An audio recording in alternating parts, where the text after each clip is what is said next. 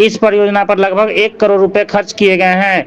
यह कार्य बिहार राज्य पुल निर्माण निगम द्वारा करवाया गया है। पटना जंक्शन के पास स्थित गोलंबर को हाल में ही छोटा किया जा रहा है। इसके पीछे मुख्य कारण शहर में बढ़ती ट्रैफिक समस्या को कम करना है। पटना जंक्शन गोलंबर की चौड़ाई पहले लगभग 40 मीटर थी, जिसे अब घटाकर 12 मीटर कर दिया गया है। इसमें स्मार्ट सिटी योजना के तहत एक भूमिगत सबवे और मल्टी मॉडल ट्रांसपोर्ट हब का निर्माण भी किया जा रहा है। नमस्कार दोस्तों, आपने देखना शुरू कर दिया द जनता टॉप। और बात किया जाए दोस्तों तो पटना जंक्शन गोलंबर को छोटा करने और सबवे निर्माण जैसी परियोजना शहर की यातायात व्यवस्था को बेहतर बनाने की सुविधा प्रदान की जा रही है। इन प्रयासों का उद्देश्य नागरिकों को बेहतर सुविधा प्रदान करना और शहर को अधिक सुव्यवस्थित बनाना है।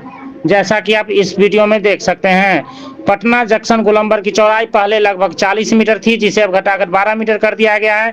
इस बदलाव का उद्देश्य सड़कों का चौड़ाई बढ़ाकर यातायात को सुगम बनाना और यात्रियों को सुविधा बढ़ाना है।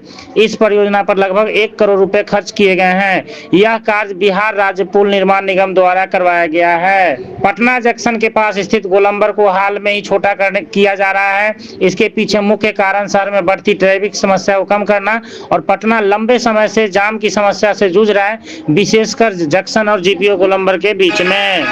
इस क्षेत्र में स्मार्ट सिटी योजना के तहत एक भूमिगत सबवे और मल्टी मॉडल ट्रांसपोर्ट हब का निर्माण भी किया जा रहा है। यह सबवे पटना जंक्शन से जीपीओ गोलंबर तक पैदल यात्रियों के लिए सुविधाजनक मार्ग प्रदान करेगा, जिससे महावीर मंदिर और अन्य प्रमुख स्थलों तक पहुंचने में आसानी होगी।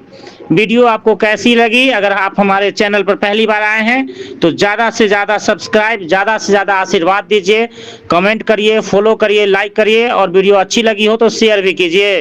ऐसे ही यूनिक खबरों के लिए देखते रहिए द जनता टॉप।